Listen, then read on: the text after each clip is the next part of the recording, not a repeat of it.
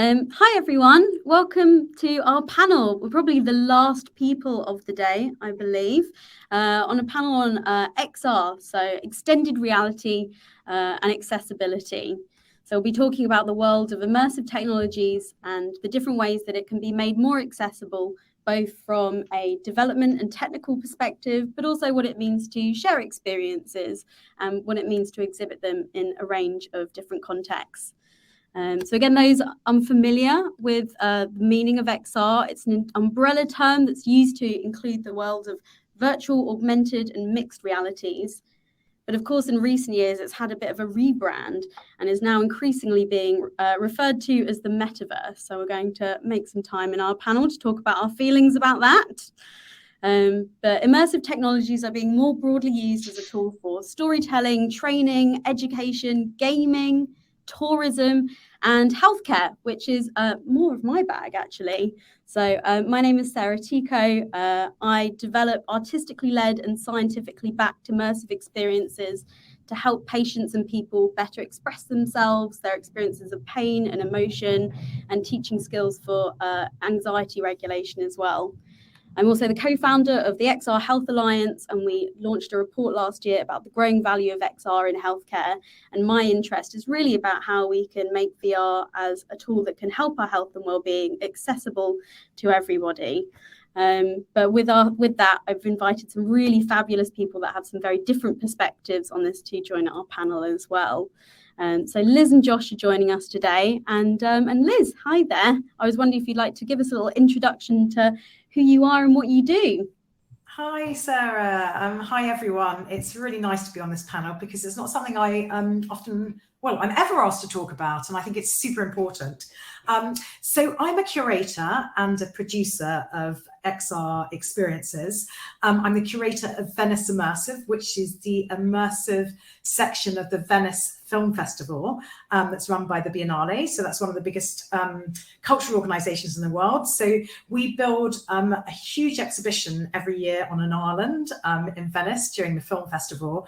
And we show, it's probably the biggest exhibition of arts and entertainment in the immersive field in the world. I also have run programs that have helped develop projects with different artists, helping them prototype experiences, helping them to get them financed and also produced and out in the world. Oh, brilliant. Thanks so much, Liz. Really glad that you're here with us. And Josh. Hey, really nice to be a part of this, and thanks very much for having me, Sarah, for inviting me and to be a part of the panel. So yeah, I guess a little bit of a background. I've been working with people with disabilities for about 20 years now, and I've worked in the area of accessibility and inclusive design from the perspective of doing auditing and usability testing with people with disabilities. As well as also wearing a standards hat too, because I've been quite involved with the development of different standards relating to accessibility. I've come to this area really through my work with W3C, the World Wide Web Consortium, and so there I was working as a emerging technology specialist. So as a part of that work, XR was one of the things that I was looking at. So while I was there, I helped lead work on developing documentation around user requirements for XR for people with disabilities. So the questions are, that we were looking at, well, what do people with disabilities actually need to be able to, take part in these experiences and to use these technologies in a way that will work for them? And then what do designers and developers need to understand in terms of the technical or design requirements around these technologies? So while I was there, I worked on developing documentation that hoped to codify and present some of those findings. Currently, I'm director of my own company, InterAccess.ie. There you go, nice plug, where we do a lot of accessibility work, usability testing with people with disabilities, consultancy, all that kind of good stuff. So that's me. Brilliant. Gosh, so much to explore from both your different perspectives. So thanks, Josh. I'm going to be asking way more about that in a little bit as well. But I thought we should start just with like the basics, right, of the different ways that XR can be challenging in the ways that it is accessible. Liz, I feel like out of anyone I know, you have spent the most time in virtual reality in terms of assessing all these different experiences. And I think I've been quite open about some of your own challenges in how VR is accessible. Could you perhaps tell us a little bit about, from your perspective, some of the issues that you've had with VR over the years? Sure thing. And you mentioned XR at the beginning, and just so people who don't know, we're talking about a lot of different realities. And I think virtual reality is probably, out of the hierarchy of these different extended realities, it's obviously the reality when you put a virtual reality headset on, you are dislocated from the real world. You go into a virtual world. There are new types of experiences we call mixed reality, where you have a mix of there's an overlay and a holographic. There are 3D assets that go in that are, God, I'm being completely inarticulate. 3D assets that mix the real, that blend the real and the virtual world together. But I'm talking about virtual reality when you're totally dislocated and you put a headset on. You are in quite a vulnerable position. Anyway, for anybody who goes in, whether they have mobility issues or other disabilities, it's quite an extreme experience. And then there are different ways that you can experience a virtual reality experience, where you have a lot of agency or you have very little agency. So there's 360 video where you are basically in a sphere, and it plays out more like a film. So you can look around a 360 environment, but you might not have any agency. And then there are things that you can interact with with what you're seeing, the visuals with gaze control. So it could be with your eyes or with your controllers. And that's something called 6 degrees of freedom, where you can move around a space with your controllers, or you can interact with objects in the space. And then there's other types. I hope you don't mind me explaining, Sarah. It's just easier when no, it's great. I think it's very useful.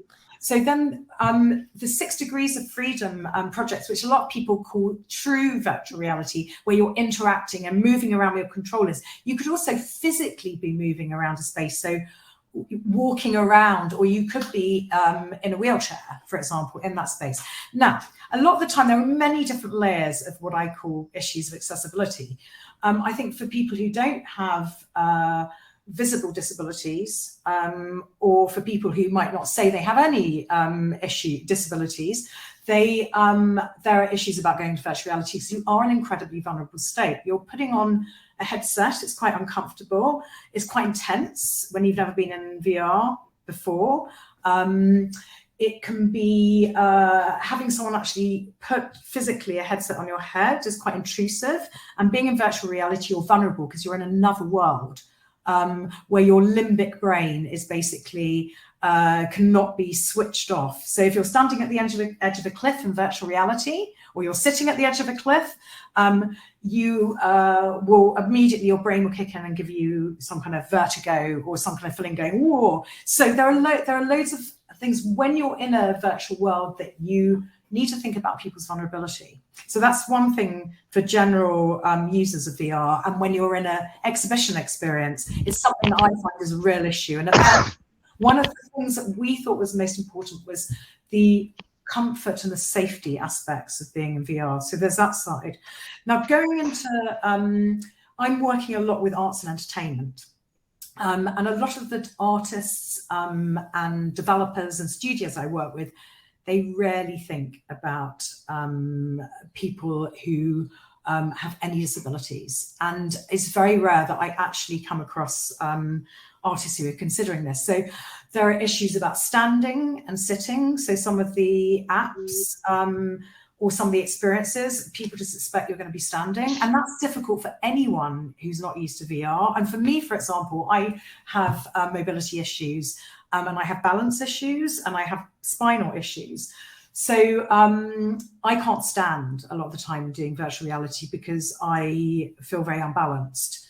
Now, the other side, sorry, I haven't really answered your question, Sarah, but the other side is VR can be incredibly powerful and can be an incredibly therapeutic tool if it's well designed. And there are people obviously designing experiences that sit between artistic experiences and therapeutic experiences that really can help with various issues and conditions and mobility issues and give you, and there are experiences I've had that have helped cure me. I was very ill last year during the pandemic, and I had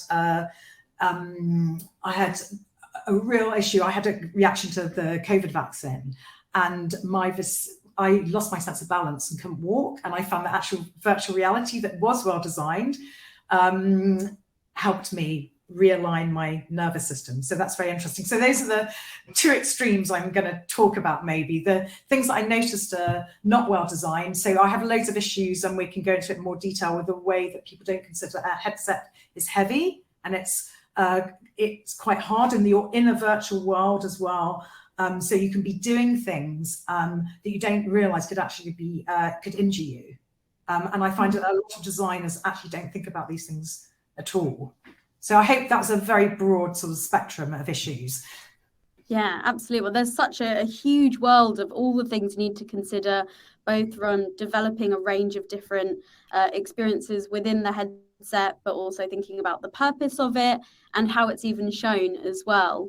And Josh, I know that in your report that you did on XR accessibility user requirements, then you really defined some of these key issues and also looked at some of those like key considerations. Again, it's a very broad question because we only have another 15 minutes to talk about. 15 minutes to talk about it, but from your perspective, what are some of the key things that really need to be considered when developing these experiences for people with disabilities? I mean, well, I think understanding the user needs is the core part, and I mean, if you look at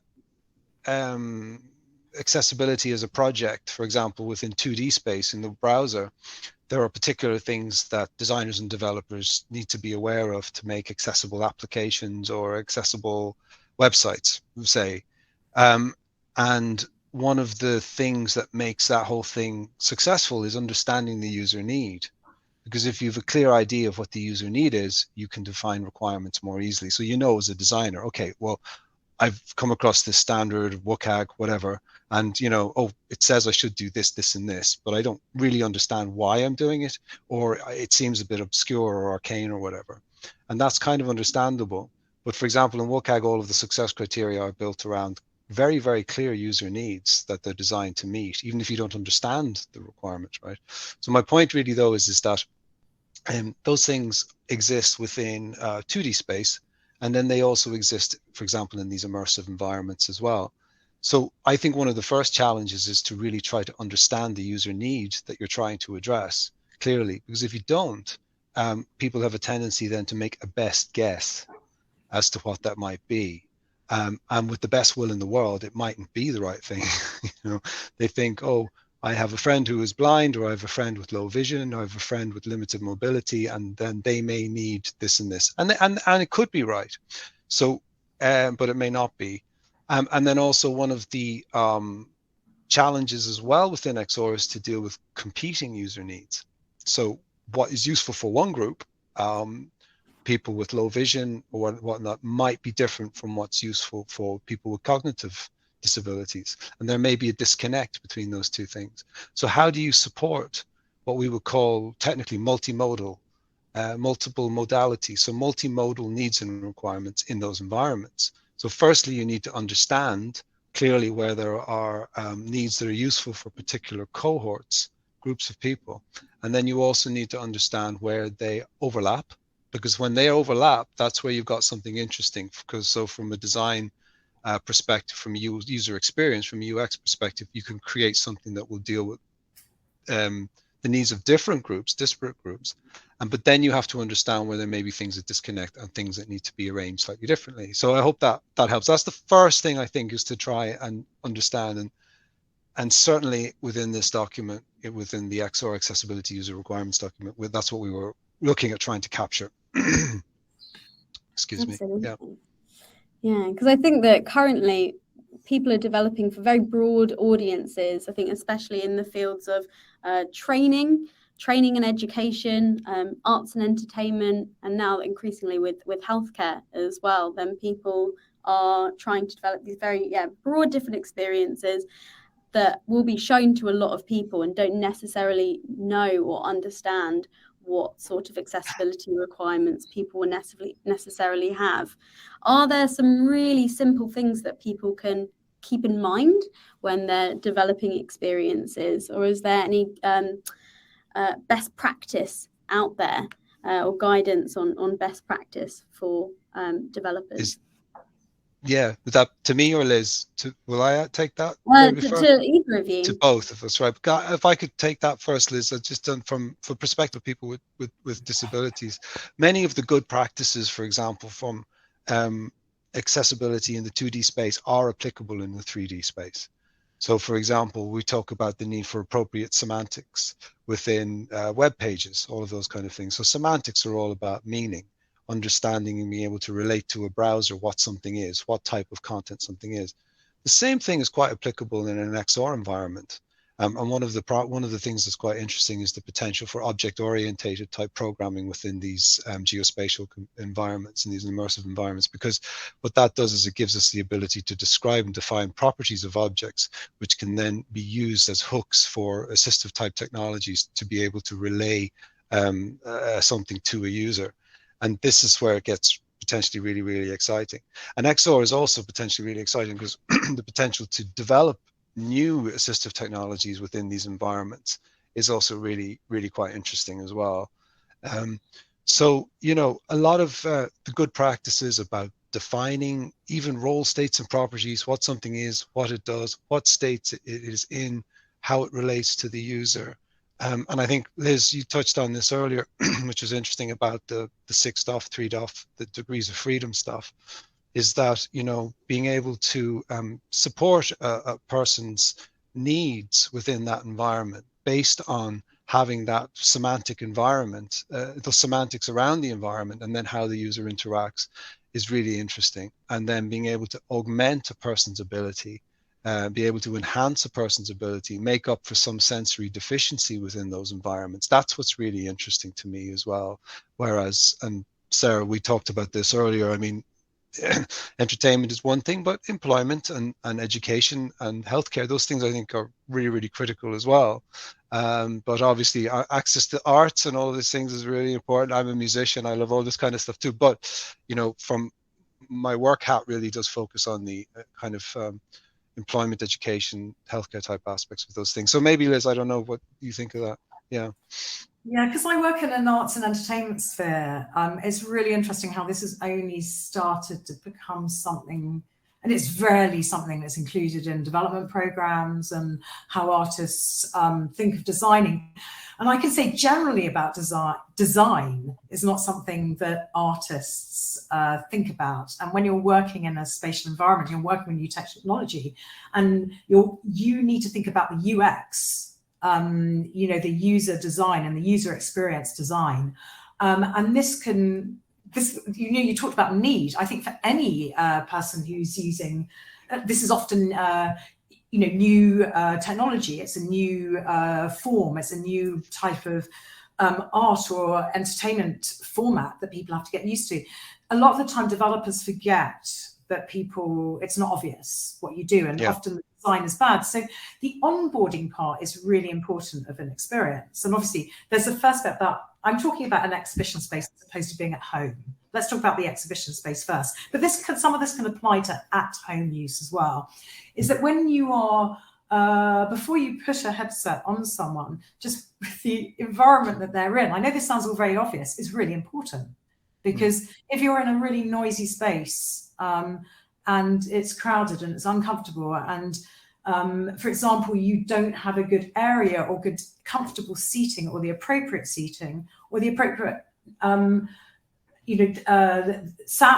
acoustics or things that, nice quiet spaces, it's going to be it's a really uncomfortable and unpleasant experience. And also onboarding someone into something, the person who's going to help that person put the headset on, because most people are unfamiliar with either the headset and the controllers or how they use an app if they're not well designed. So how that is handled is really important. It's very important you train people. And how they actually even put the headset on your head. I find it really annoying, for example. I know I can put a headset on myself. Just how they explain that happens, or if they're doing it physically to somebody, how they do it is really important, because you're touching someone and it's on their head.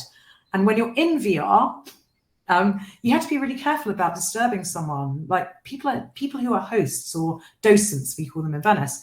They often, we train them really well with this kind of thing about what it's like to be in VR, getting them to try things and how they respect the person who's in the headset. So I know this seems it's not obvious because a lot of people don't do it. I was just at a festival, and it's amazing how somebody, tugged my headset in the middle and tried to put a battery on the back because the internal battery's moving, and it is so horrible and it really annoys me. So there are things like that about how you treat someone physically is really important. But then a lot of the time it's simple things like having a turning chair or a chair. People don't even think about it, about putting really comfortable revolving seats. I know this sounds mad, but it is the case so often that I have to demand seats. I said, I don't want to sit down and watch this experience. Is there and the next thing is that, I know this is just, I'm picking at a few very things randomly, but seating.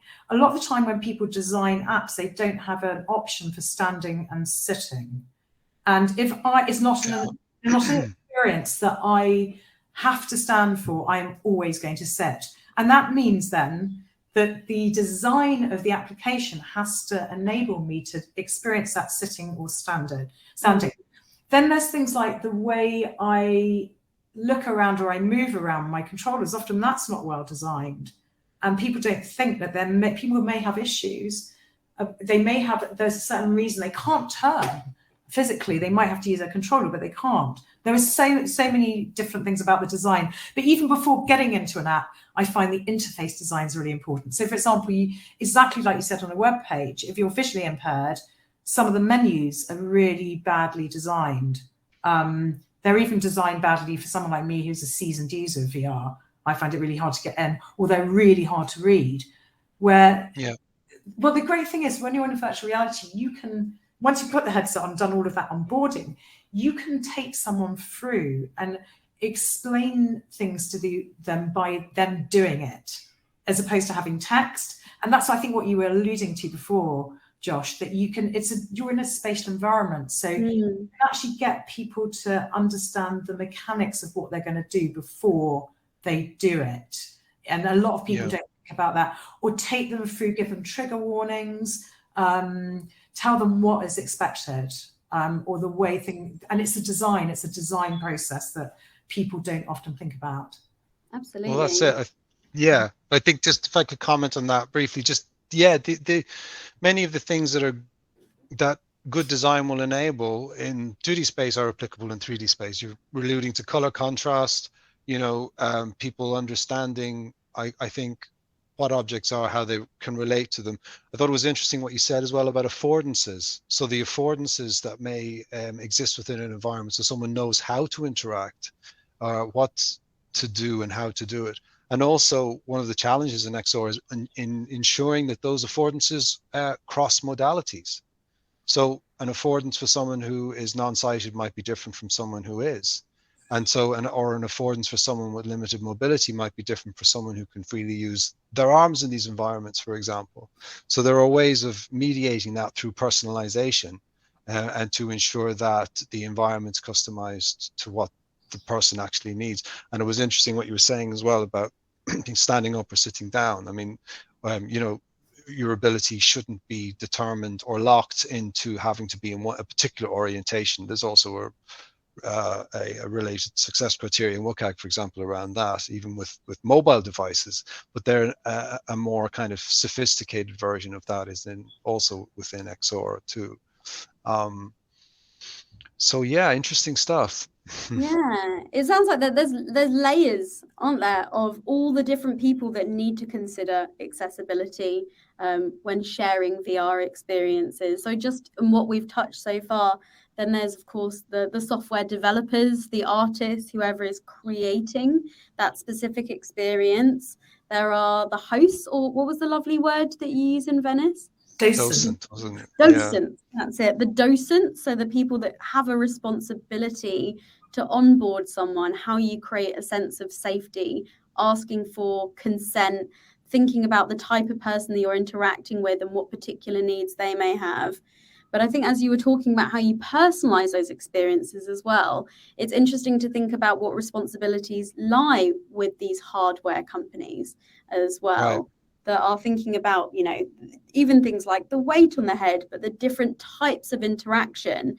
And I actually don't really know this, but I'd be really interested to find out how you can personalize things like a virtual reality headset for your different needs, so that once you turn your headset on every day, then it's optimized for a person that is partially sighted, that has hearing challenges. Right. Do you guys know about that being developed more and more, or if there's any more work being developed in this space? Yeah. I mean, just briefly on that, like there's some really interesting things happening in gaming, for example. I mean, this is one of the things. The gaming industry is taking accessibility very, very seriously over the last while, because, you know, they've also realized there's some serious cash money in it too.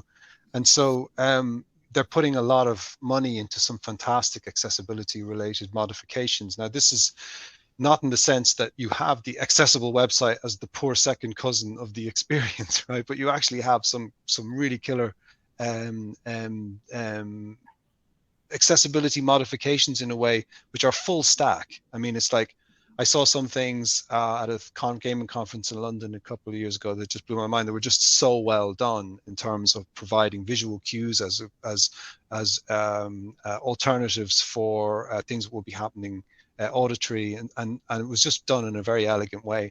I think that kind of thing is going to be happening and is happening to some degree in XR, dependent on the knowledge and experience of the designers and the developers and how much they actually know what they're doing and the need. Because I think once they really go, you know, a lot of the design that's impressed me from an accessibility perspective has come from people who understand the user need. It doesn't necessarily have to be like super fancy, but it just has to be useful. And then the design is an abstraction or a realization of a requirement that meets that need. I've been harping on a little bit about that, but I think it's really important. So yeah, you know, and that personalization piece, I thought was really interesting, Liz, what you were saying though about the simple things like making sure you're comfortable, making sure that people are safe, because this idea of vulnerability is something that I don't think is talked about in this space.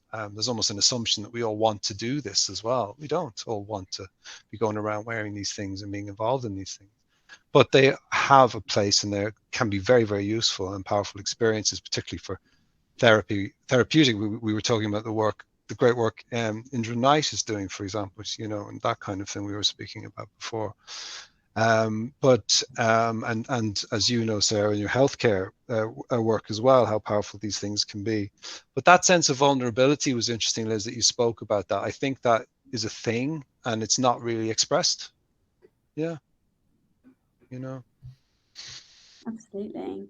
Yeah, I think the ability to, you are really giving yourself over to an experience when you're essentially blindfolded to the world. And I think there's lots of people that are just so excited to share all these experiences, but it means that you are, in a quite a vulnerable position, and people are so keen to touch and grab you. And that's for, I think that's stressful even for neurotypical people, let alone people that may have different sort of, sensory challenges as well. So really thinking about how you facilitate those people in those experiences as well as designing for them is really important, because I think that VR, especially for autism, is such an interesting area of research and inquiry, as well as other condition. So Indira Knight, who Josh just mentioned, is part of the Royal College of Art, and she was part of a project called Game Change that was developed with Oxford University and the McPin Foundation and a whole range of partners to create this virtual reality experience for people with psychosis and agoraphobia. So their process was really interesting in how they developed the experience, that they worked very closely with people with lived experience of psychosis to design these virtual reality environments that would bring them to places that were distressing or stressful. So places like the job centre or public transport. And it was used both therapeutically as in a way to assess certain levels of paranoia or the severity of their experience. But I think their process for it and how you safeguard people entering that experience was really powerful. Yeah, absolutely. And I've seen some really interesting examples as well. I was working on a session on XR at ICCHP, which is a Austrian accessibility conference run by the Venerable Klaus Miesenberger and others there. And one of the things that we found really interesting were the use of these environments for people with cognitive disabilities to do simple things like learn how to cook. And you could learn, how to use your pots, how to chop your veggies, how to do all of these things. In a safe environment, and then the pot might overflow. How do you deal with that? Or the thing needs to be turned off and turned on, and fantastically simple things in many ways. But I suppose really important for somebody who's coming to this, maybe for independent living, who wants to be moving away from home. All of these kind of things, and as you say, or going to the job center, dealing with stressful environments where it's very noisy and there's cognitive sensory overload. So they have a fantastic application for many of those things that many would take for granted. Yeah. So yeah. The idea of traveling safely to places that feel dangerous and being able to develop a confidence in it so that people can go and do that in real life, I think is such a powerful example of immersive technology, and really how a lot of it was developed in the last few years, especially for people with post-traumatic stress disorder. And some really great examples of how this has been used in social prescribing initiatives as well. Devon and Torbay Hospital have a really incredible virtual reality lab that's been running since 2015. And during the pandemic, then they created a whole range of VR experiences for people that were housebound and had agoraphobia, and again could experience going out into the world again, even going into things like Google Maps VR and visiting places that are important to them. And they found that, again, just through having access to things like Google Maps VR, it gave them the confidence to be able to leave the house again. And I think that's such a lovely little project, and would love to see how things like immersive experiences could be used as a safer way to get people to confront things that are really frightening to them. Yeah, I have a friend who's also sorry, just one brief thing of a friend who's a wheelchair user, and he would use these virtual environments to find out where the toilets are if he's going to a new place. So he's traveling another part of the world, or going to a museum or an exhibition even, or something like this, and then how does he know where toilets are, where the canteen, all of these things, and he can explore them all beforehand using these things. So the fantastic uses of these technologies, I think. Yeah.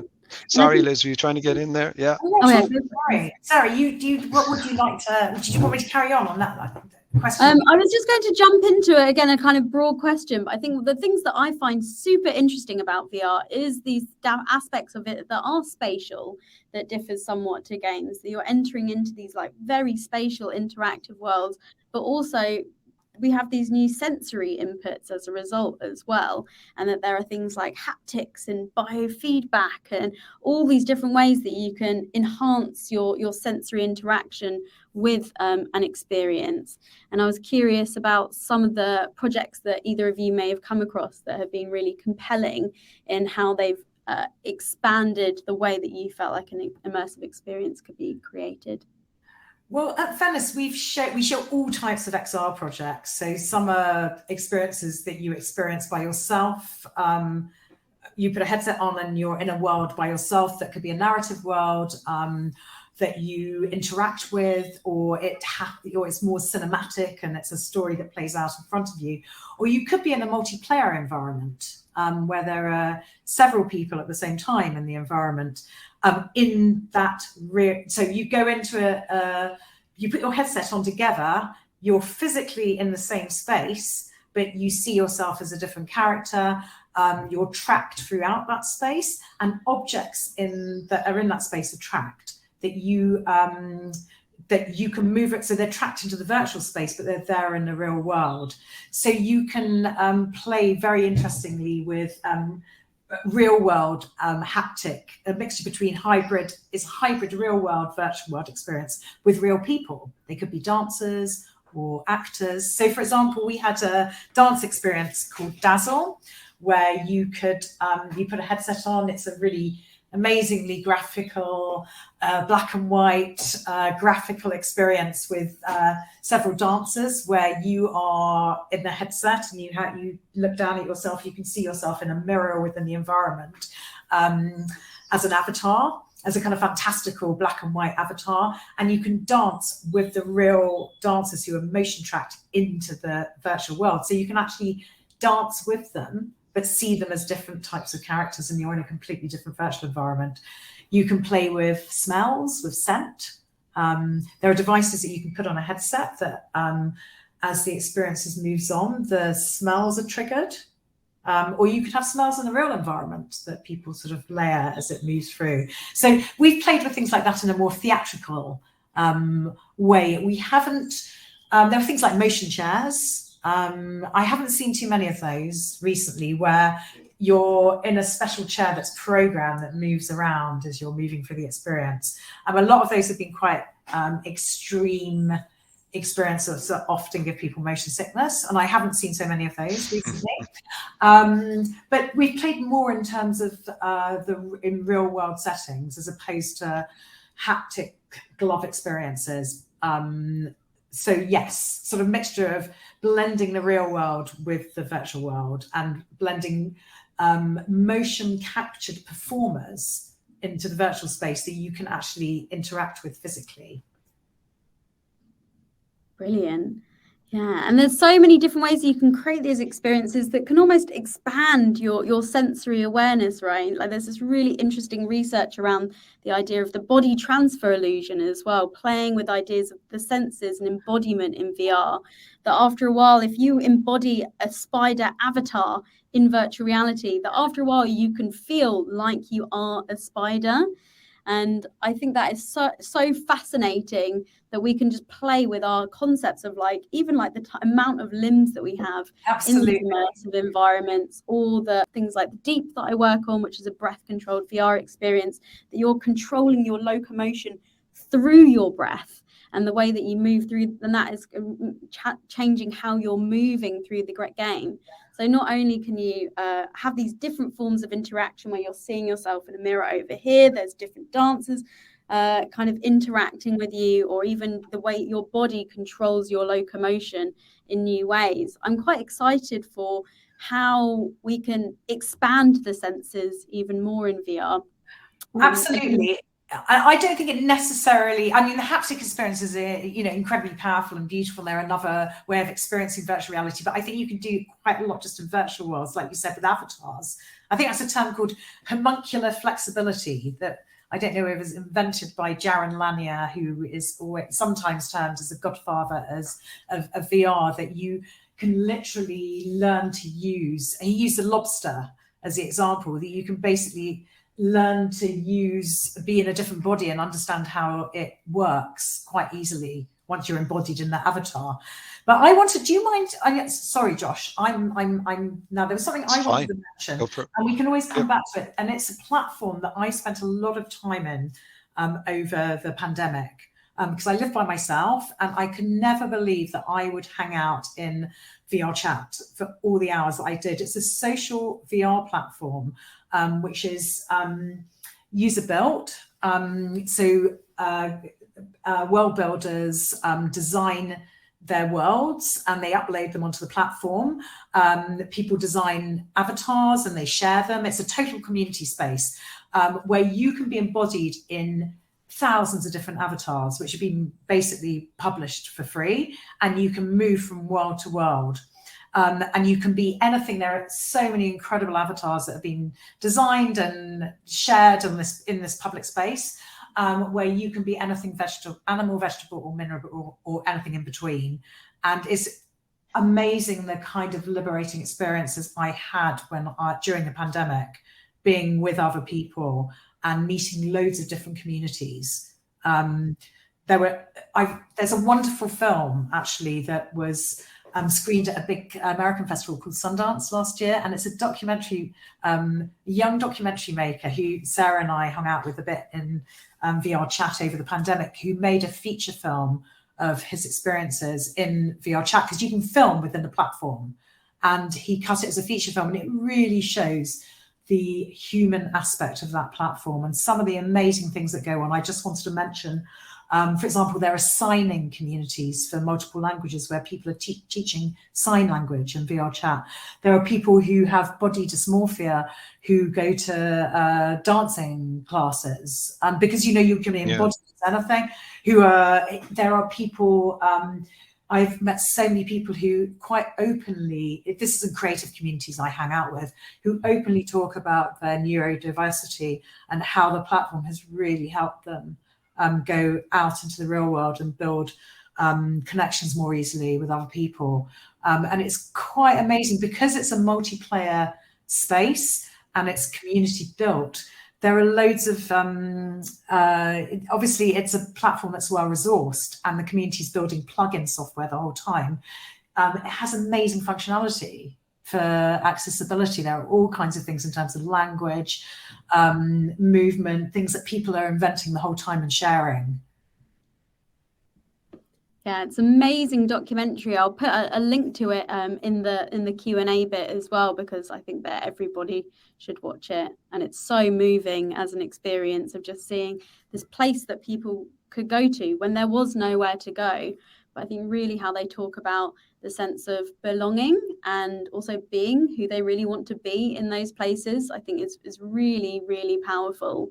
And as a platform as well, I think they have really thought about accessibility, and we have to, right? So I think the statistics are that at least 20% of the gaming population are people with disabilities, and so of course we really need to cater for this. And of course, like VR is absolutely no different to that as well.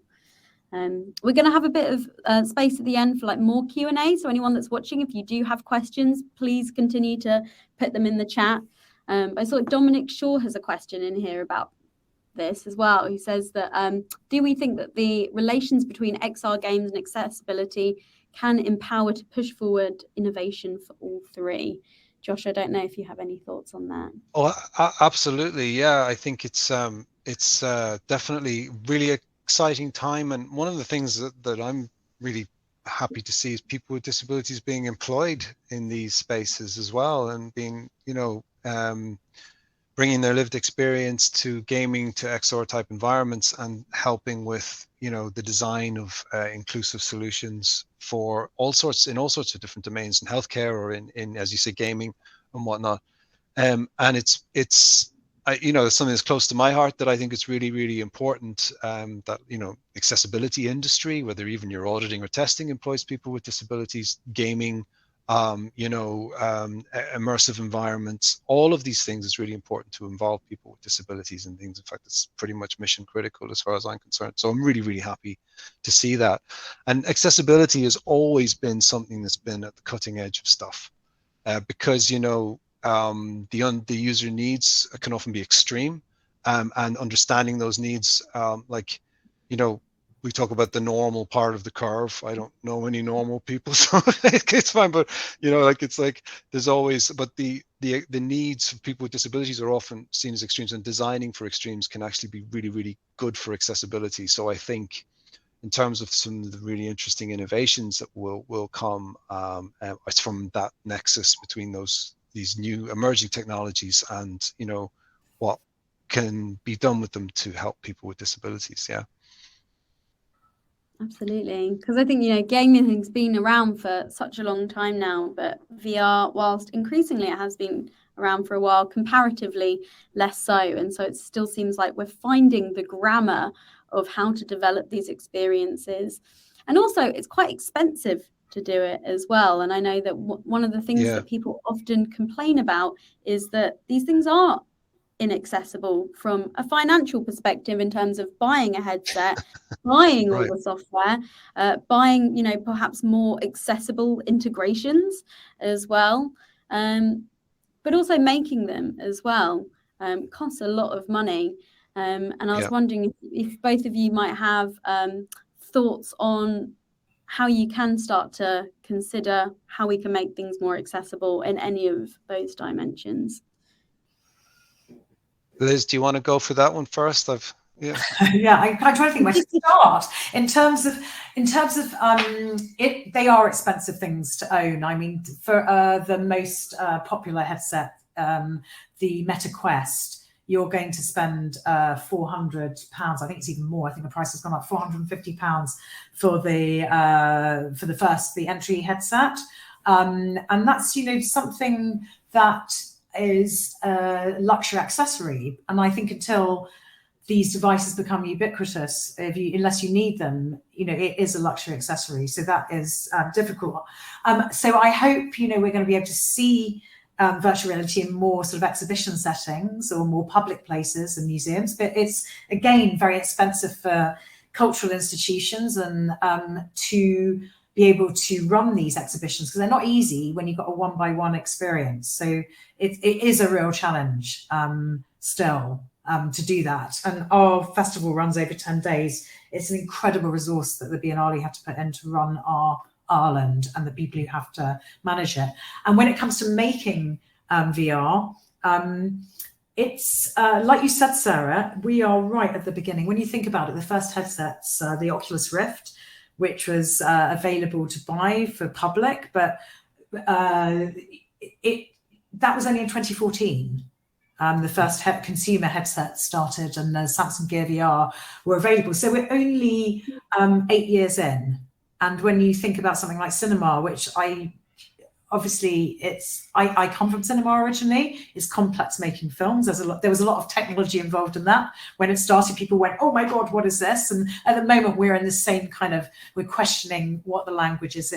And a lot of artists and storytellers are terrified of that technology. In the same way, I'm sure that storytellers and artists were terrified of cameras and editing and all of the things, and then when sound came in. So we're out, and it is a very complex medium, because with gaming, what was complicated was the agency and the interactivity. We have something else. We have a spatial environment and embodiment to deal with, which are another layer of complexity when it comes to designing the user experience of something. That's an added thing. And it is expensive developing work, but there are a lot of tools out there that are free software. There are loads of groups out there where we're sharing things in communities and WhatsApp groups. I mean, it's amazing, just the VR chat community. There are Discord groups where people just share incredible workshops and knowledge. There are YouTube videos. So there's a lot out there if you don't have the financial resources to join a university course or a continuous professional development program. And it depends obviously what you want to do, but I think there is an amazing community if you start searching around for it. There are a lot of free resources, and I'll give an example. There's a community I met during the pandemic who are based in South Africa, and South Africa has many issues with energy and power, and they have a lot of they call it load shedding, where there's absolutely no electricity. And it's amazing how that community has managed to sort of function, because they had a really bad lockdown as well. And it was a place where creators who had very limited resources from all kinds of communities there started meeting on Discord, sharing tips, working together to teach each other how to build things. And a lot of these things happen in community. And I think the VR chat communities are a perfect example of people who don't consider themselves professionals or artists, but make unbelievable work and do it collaboratively. Brilliant, yeah. And a lot of disabled artists as well that are really pioneering on this work as well, and can see things through their lens and be able to educate other people on that as well. And I think that is so needed, to be able to have more platforms like this to be able to talk about where these different communities are and support them and fund them as well. And also think about where they can be distributed as well, because like, where are people accessing virtual reality these days? Of course, there's things like the Venice Biennale, which is a great place for showing this work, but thinking about how is it embedded within schools or hospitals or public places as well. I know in recent years, the BBC did do some really fantastic work on how to bring virtual reality to public libraries. And I heard about that too. Yeah, what did you hear about it, Josh?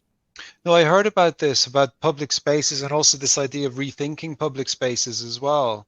There was an initiative like that. It just comes to mind. It might be the same kind of thing, but what is a library in this modern day and age, right? What does it mean to be a library? Kind of is an existential question, but actually, if you think of what a library conceptually was and what it is today, they're kind of two different things. So there was some work I came across, which just comes to mind when you're talking like that was trying to reimagine these spaces and what they could be, and then reimagine them potentially within the context of these XR type environments, and then what they could be, and probably more in line with the kind of stuff that Liz would do in terms of, you know, creative expression and all that kind of stuff. So yeah, that just comes to mind there. Yeah, I think there's some really good articles online. So again, I can pop these in the chat, but I think it was really interesting how they reported on their findings and how to bring it to completely different people that aren't necessarily the ones that are typically culturally engaged, that are already interacting with digital media, and that it is really, you know, your grannies that have never used VR before, and what that means from an accessibility standpoint as well. Because I think in the end they started commissioning experiences that actually didn't involve controllers at all, because they found it so problematic from an accessibility standpoint. So a lot of things were very much gaze based, and that it was really about looking and seeing. Although I'm curious about what that meant for people that were partially sighted as well. But again, I can pop some of these links in the chat. People are interested. A lot of the experiences they took to the library were 360, and I think there might have been a couple that had gaze based. And you know, there's work going on with the elderly in care homes, and this idea of of freedom and travel is incredible. And you mentioned, I mean, I love Google Maps. I think I've spent hours. I often, when I go into VR, I forget the time. It's the same in VR chat. I've been there for hours and completely forgotten, you know, the sense of what's going on in real life. And Google Maps is amazing. I've traveled to many countries and wandered around. I remember there was one time you were in the States last year and you told me where you were, and I looked it up so I could almost be in the same place physically, and then I went wandering around LA. It was, you know, it's incredible, the sense of liberation. And just some of these simple, like you were saying, the simpler 360 projects that take you to places you could never go into space. For example, Felix and Paul, the Space Explorers project, which are 360 projects, or to parts of the world that when we shouldn't be going to, or you can't get to because you cannot move or travel. So yes, there's an amazing range of experiences, and also experiences I think that are not even they haven't been developed as therapeutic or clinical experiences that have an amazing calming and meditative qualities that are artistic experiences that we've programmed. Absolutely. Yeah, you don't have to just create them in a medical context for things to be beneficial. And I think that's what so much of the social prescribing and arts and health movement is about, is that actually engaging in beautiful stories, being able to explore places, being able to like move and exercise and feeling connected to other people has health benefits that can both be valuable when you do have existing problems, but also act as a form of preventative care as well. And I think the pandemic really showed that people have been nervous about using new forms of digital technology for a long time. But actually, when it's thrown in your hands and you don't really have much choice, people are really up for it.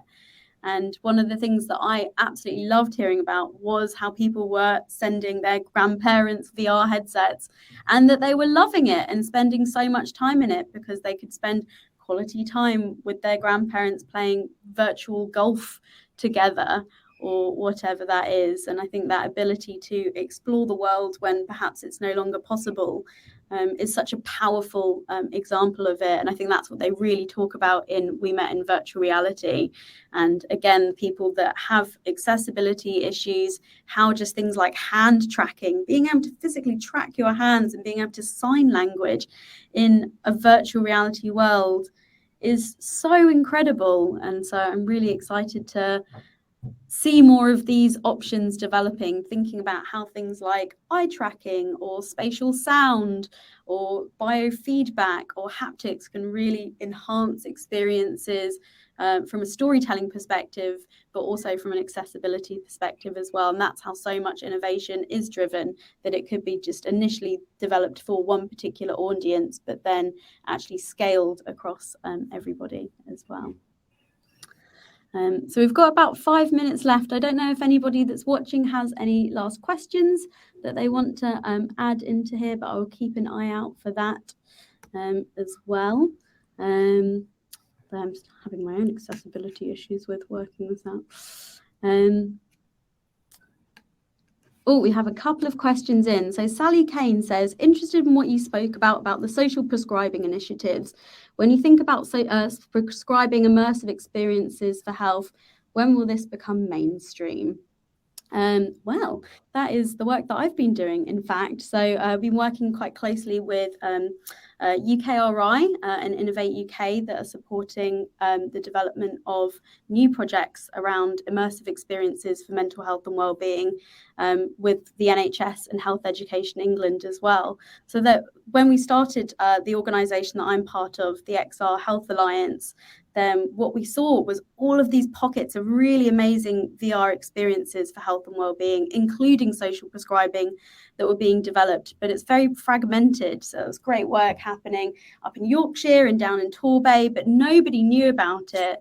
So we wrote with this report last year called The Growing Value of XR in Healthcare to really petition some of the kind of key stakeholders like the NHS and government funders like Innovate UK to start to invest in this. So I can send a link to the report, but if you just look up xrhealthuk.org, then there's a whole chapter on examples of VR for social prescribing in there as well. And I'm very happy to chat about that as well.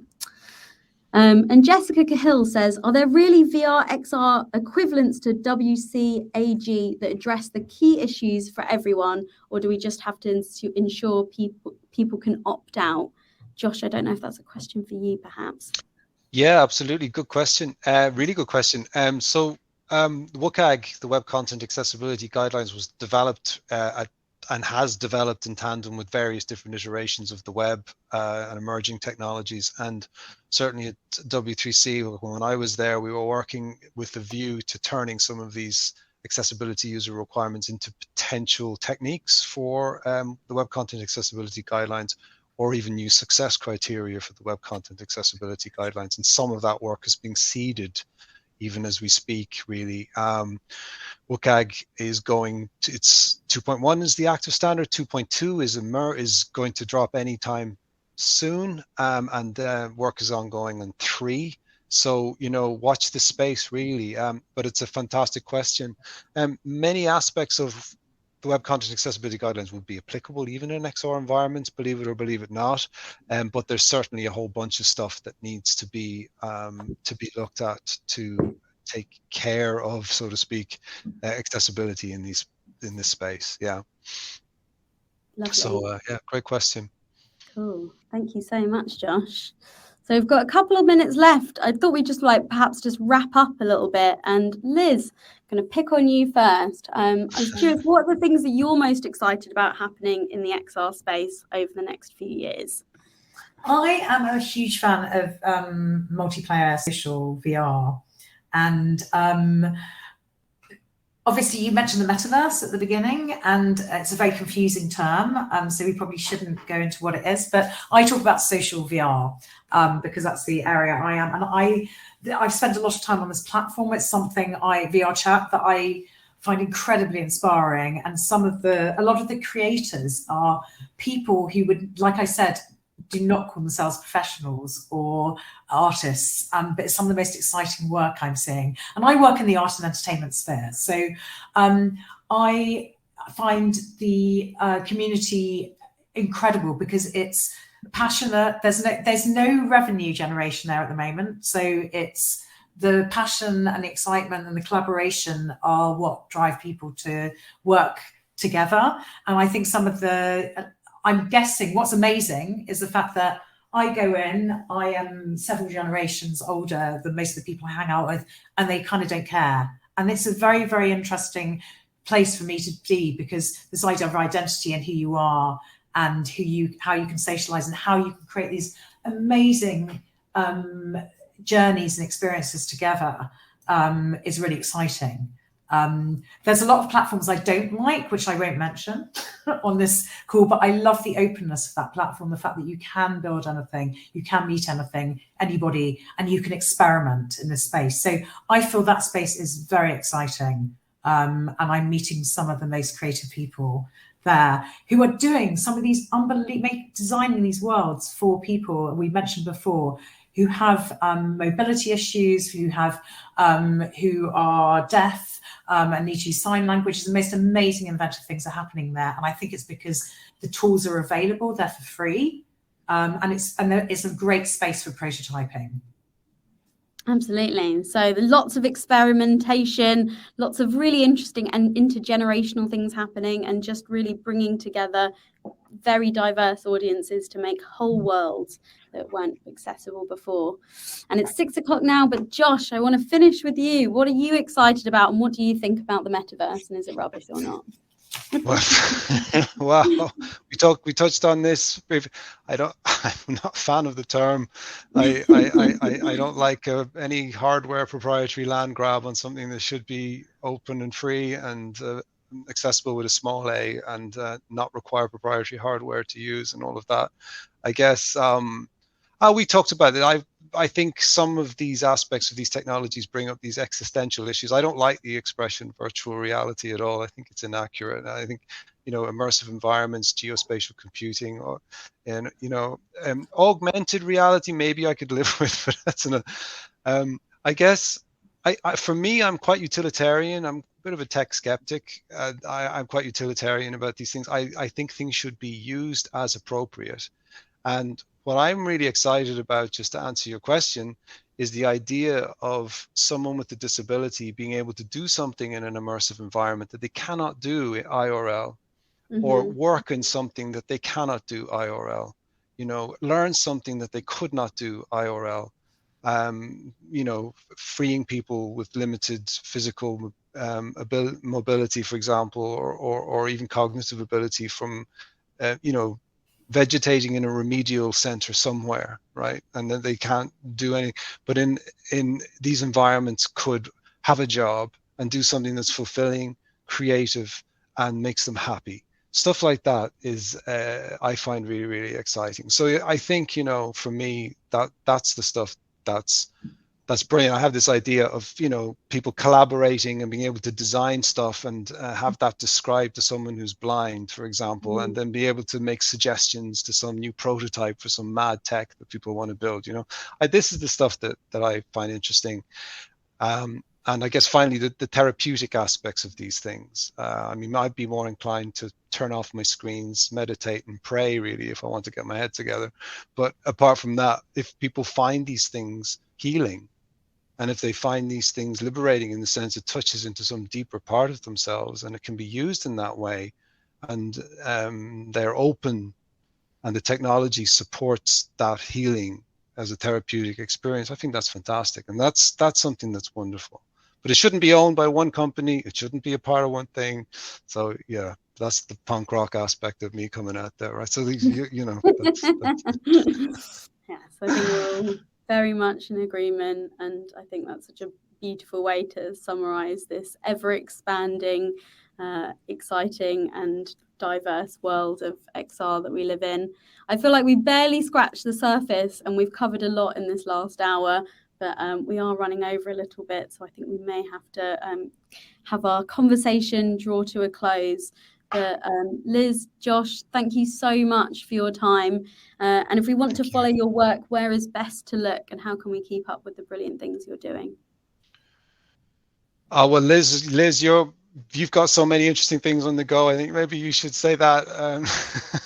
I'm a very bad person on social media because I've got very anti-posting, but I do put things on LinkedIn actually. So Liz Rosenthal, that's a good place to follow me.